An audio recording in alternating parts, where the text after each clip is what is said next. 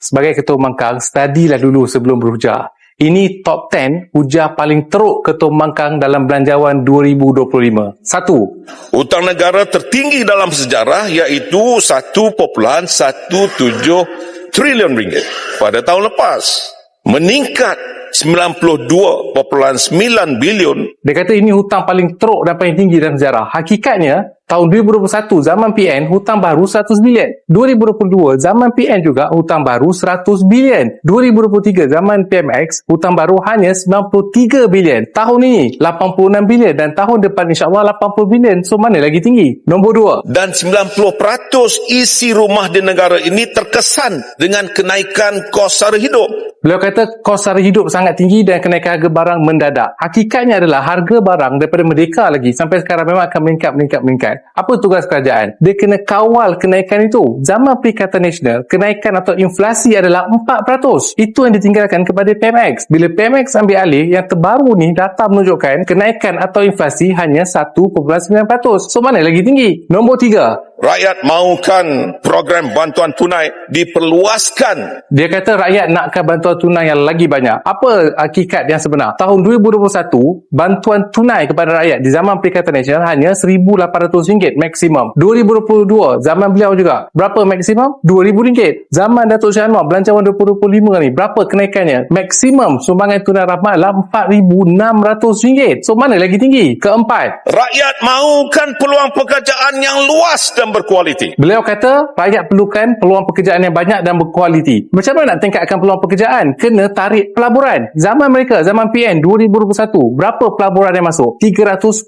bilion. 2022, zaman PN juga berapa? 268 bilion. Zaman Madani tahun lepas berapa? 330 bilion. Paling tinggi dalam sejarah. Bila pelaburan masuk paling tinggi dalam sejarah, peluang pekerjaan pun meningkat dan beri peluang pekerjaan banyak kepada rakyat. Selain itu, dalam Belanjawan 2025 juga diperuntukkan 200 juta untuk lahirkan 11,000 bakat tempatan dalam semikonduktor dan 20 juta ringgit diperuntukkan dalam belanjawan baru ni untuk lahirkan lebih ramai graduan dalam engineering. Dan buat pertama kali dalam sejarah juga, sebelum ini kalau kamu engineer masuk kerja dapat gaji 1,800-2,000 pun okey. Tapi kerajaan hari ni buat pertama kali dalam sejarah perkenalkan gaji bermaruah. Lepas ini akan ada starting salary untuk beberapa sektor, contohnya mechanical engineering. Lepas ni kena ada starting, contohnya RM3,300 sebagai gaji permulaan. Ini yang diberikan iaitu peluang pekerjaan dan juga peluang pekerjaan berkualiti dan bermaruah untuk anak tempatan. Kelima, Rakyat mahukan perkhidmatan kesihatan awam yang berkualiti. dia kata rakyat perlukan peruntukan kesihatan yang banyak. Zaman COVID, zaman krisis kesihatan pun, zaman PN hanya bagi 32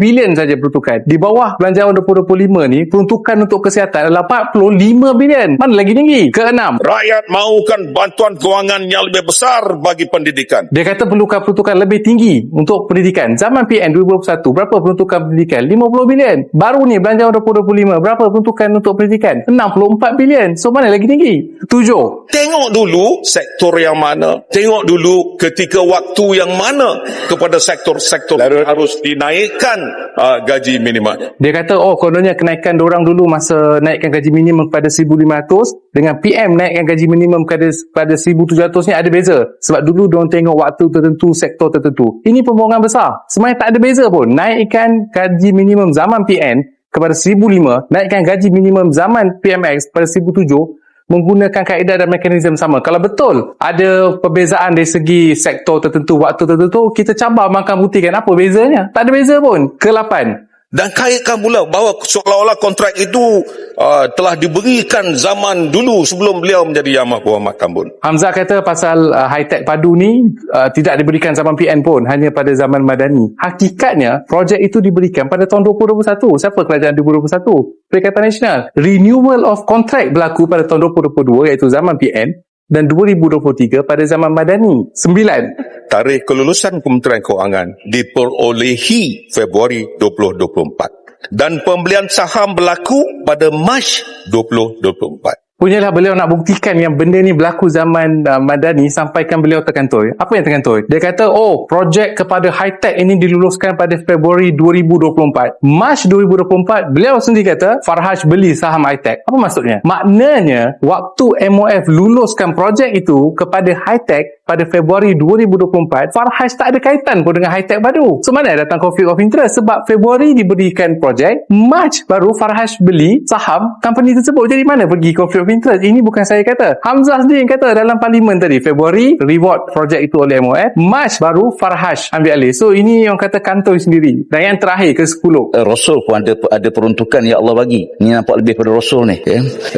Mungkin dia malaikat kot. Yang ke-10 ni bonus sikit lah. Sebab ini juga berlaku ketika ucapan Ketua Pembangkang Tuan Ibrahim Bangun, dia cuba menyindir PMX kononnya lebih rasul daripada rasul. Walaupun kita tak nak bercakap soal agama dan sebagainya, tapi kita semua yakin dan percaya Rasulullah akan lebih suka orang yang tak ambil gaji tapi buat kerja, berbanding yang ambil gaji tapi ponteng kerja dan pemalas pergi parlimen.